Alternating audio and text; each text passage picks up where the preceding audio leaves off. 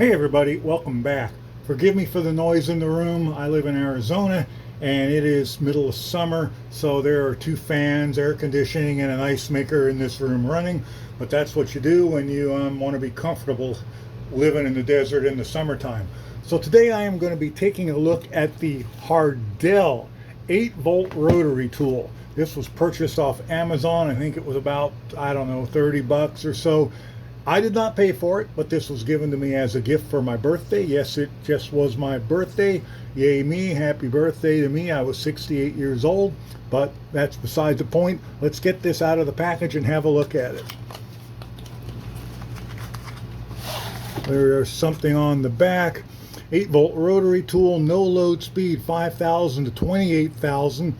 Collet size 1/8 inch, charging port type C, and it comes with a 35-piece accessory kit.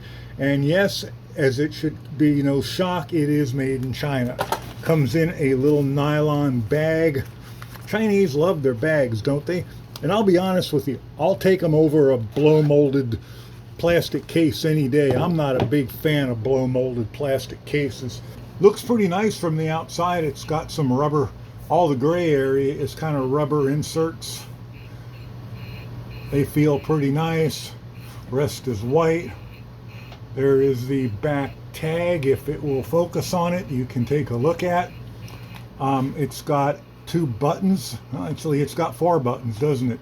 It's got a lock button here, which locks the end so you can turn the screw. It's got a power button. Oh, look, there's a kind of a ring light on the end. It's actually 4 individual LEDs, but the whoops, that was not what you want to do.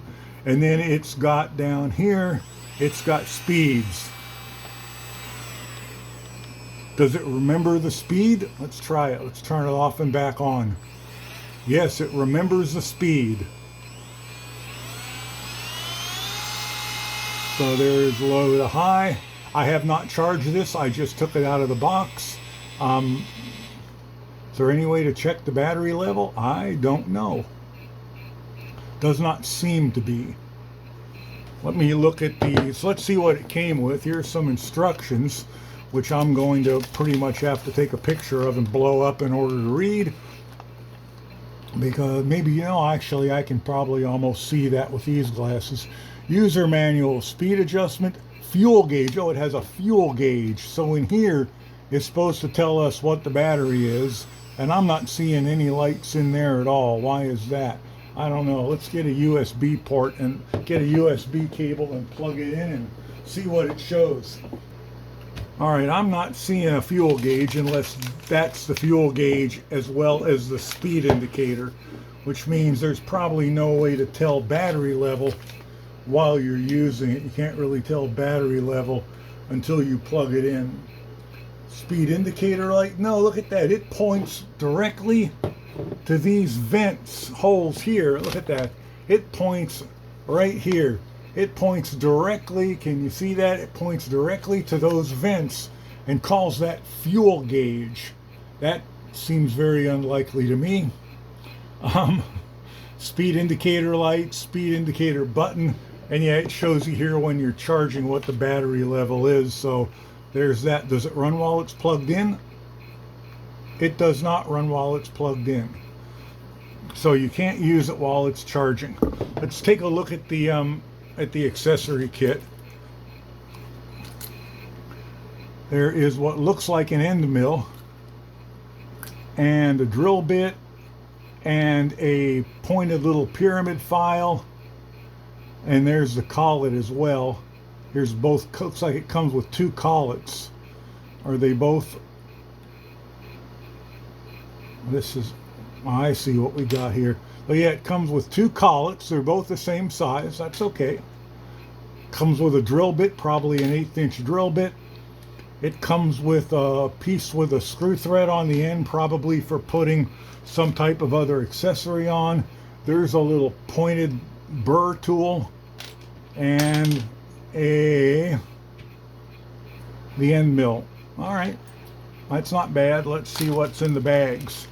In the bag we have, geez, a lot of things in the bag, isn't there? In the bag, we have, come on out of there, you. Hands are shaking. I've had too much coffee again this morning, but you know what? That's pretty much how I roll. In the bag, we have these 2 felt pads, the wrench, we have the drum sanding attachment, we have another cone. This is a stone instead of metal like this one, like this is a diamond one. This is a stone. Have a little cutoff wheel. We have some sanding discs. And we have, what's in here? We had a bag in a bag. And in this, we have some cutoff wheels. It looks like one of them is broken. All right. Try and be a little bit more gentle with those than they were when they shipped it. And we have another little bag here with drum sanding sanders. And then we have a USB-C charging cable, and there is nothing else in the bag. So to be fair, I'm going to let it charge all the way up, and then we're going to come back and we're going to test it a bit. And I missed one thing, rolled out, I didn't see it. The little tool that holds the cutoff wheels on, and the little circular saw blade. One of my first tests of this is going to be, I need to cut about 6 millimeters off the front of this body, and as you can see, that's 5 millimeter thick, so that's going to be quite the task for it. I got a bandsaw out in the garage. I could take it out and try and do it on the bandsaw. That kind of seems like a recipe for disaster to me, so I thought I would try and do it with this tool first. I don't know, let's see how it works. I think I'm gonna start here like this, and let's see how this works. Probably going at this exactly wrong. Let's see how this works. I have no real way to hold it, which is probably going to be an issue.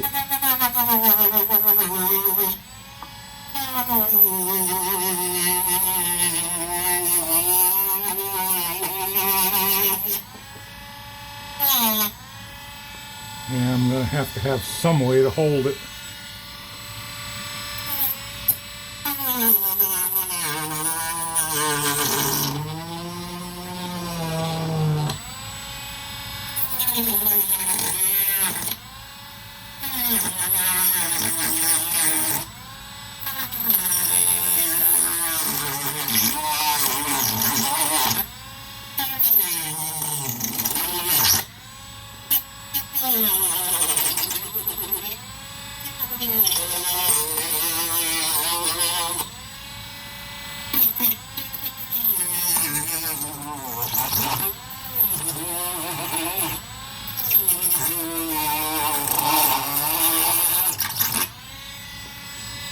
Really need 2 hands to hold the tool, but I'm not going to get that.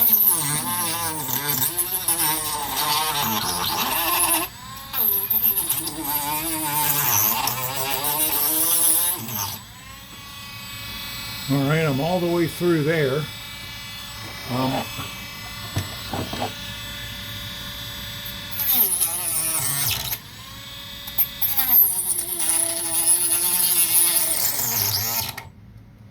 Alright, turned off. Why did it turn off? I don't know. Maybe I pressed the button. Still have 3 bars of battery. I didn't start with a fully charged battery, because I've been using this for other small things.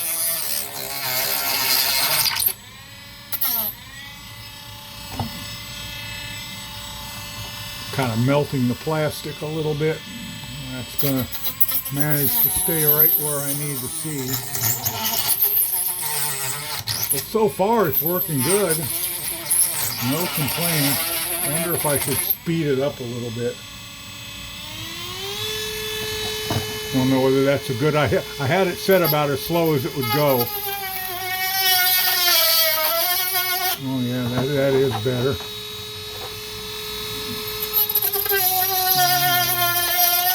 Oh yeah, much better. I know I'm going to be filing it or something to get it straight again.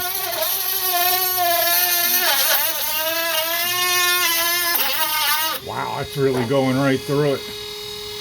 I guess that on the side, I thought that was set to 3. I guess that's the speed, not the battery power. But I did not start with a full battery. I think I'll have to fix that. Ow! Wrong button. I'll have to fix that. I think I should have tightened it, and I don't think I did.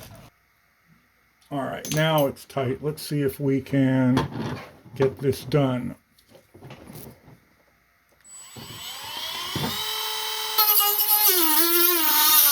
Boy, cutting through it easily.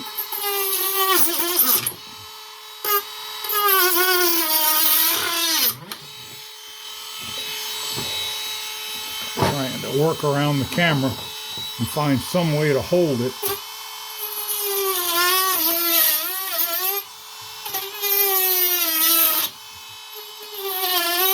I have to flip it up now. I could have just printed another one, but the whole interior and everything is in it. Just thinking it would be easier to cut it if I can make it look halfway not horrible when I'm done, which who knows.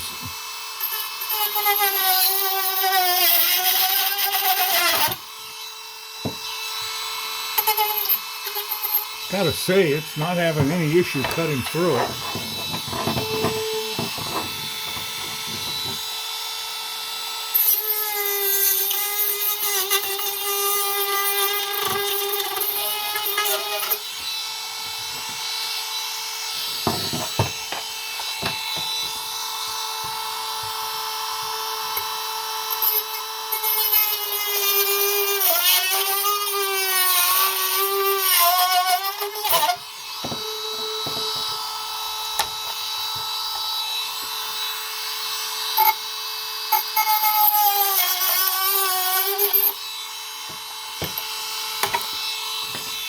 All right, there it went. That wasn't, that was a lot better than I thought it was going to be. So now I just got to clean it up. I'm going to go across it with a file to try and make it straight. And then I will maybe get the one of the little sanding things on it and see if I can't smooth it down even more. But I want to be careful to try and keep it straight. All right, took it out and cleaned it up a little bit on the belt sander just to kind of make sure everything was as flat as I could get it that way. And that thing is kind of dangerous because it will grab stuff if you're not careful. But I did a little bit on that, then I put a file across it, then I cleaned kind of the edges up a little bit with a knife. But let's see if we can't clean it up a little bit more with this.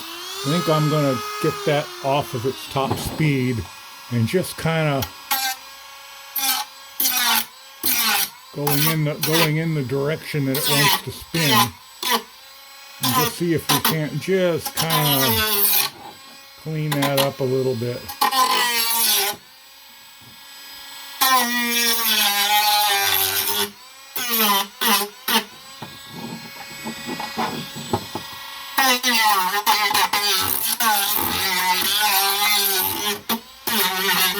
Don't really want to go too much on the outside because I don't want a big old chamfer on it.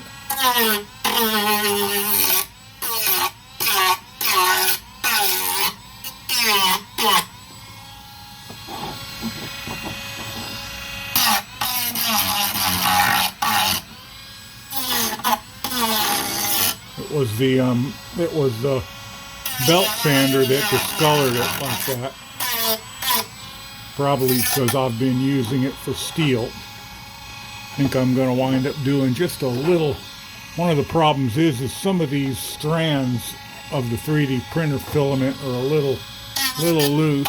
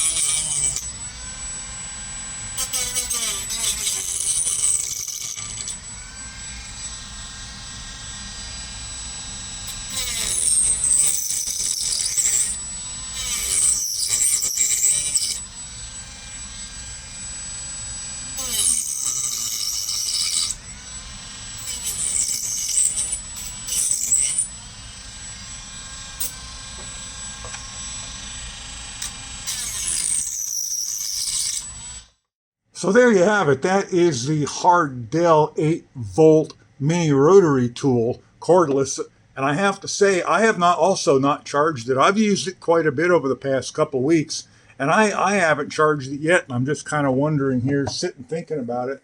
I wonder what the current charge level is after all that use. There really seems to be no way to tell what the current charge level is that I have been able to tell, other than plugging it into the charger and see what it says. Most of my use for it has been on this RC car that I'm making, but I've also done some drilling with it into wood, and I made a couple little metal pieces for somebody, and I used one of the rotary drum sanders to deburr it, and it worked fine. But I've done all that and I haven't charged it. So let's just, for fun, let's see what the current charge rate is on it. Okay, a week's worth of, or actually 2 weeks worth of use, not non-stop, of course, and it's got a lot of power. I'm really impressed with the amount of power. So let's see what it says. 2 bars. So after all that use, it still has 2 bars of battery left on it. I'm going to go ahead and let it charge. I'm trying to find something about it that I don't like, because I hate having one of these reviews where I review something and I don't at least say one negative thing about it, but I'm having a tough time with it. But I got 2 here for you. 1, I don't like the fact that I can't tell the well, actually I have 3, come to think of it. I don't like the fact that I can't tell the battery level without plugging it in. I mean, I'm nitpicking here, And secondly, I don't like the position of the lock and the power button being so close together in the same color, because all too often I go to turn it off and I press the lock, and of course I get the grinding noise out of it. Now that's probably more a me problem than it is the tool problem. And I also wish that this was toolless. But honestly, those are pretty, as a guy who is never out of a reach of a multi-tool, that not being toolless is not a big deal. Anyway, those are my biggest complaints. I really like this tool. I have used it a bunch, and it's going to get a whole bunch more use. It has just done everything I've asked of it, and I have not had any problems at all. Anyway, I'll put affiliate links below. Thanks to everybody for watching, and I'll catch you in the next one. Bye for now.